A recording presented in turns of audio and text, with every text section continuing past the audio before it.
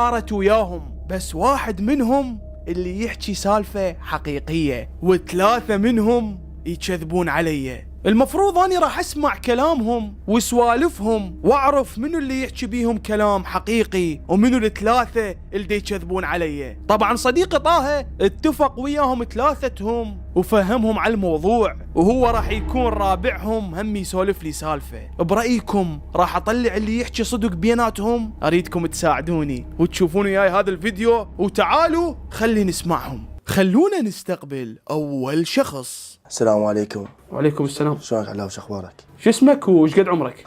مهيمن 23 سنة. مهيمن، احكي لي موقف صار وياك. انا احب بنية. تحب بنية؟ 4 سنوات. 4 سنوات. وهاي ال4 سنوات التقينا انا وياها سوية، قالت من هنا وينتهي كل شيء. يا ليش؟ شنو السبب؟ طبعا انا هذا مرت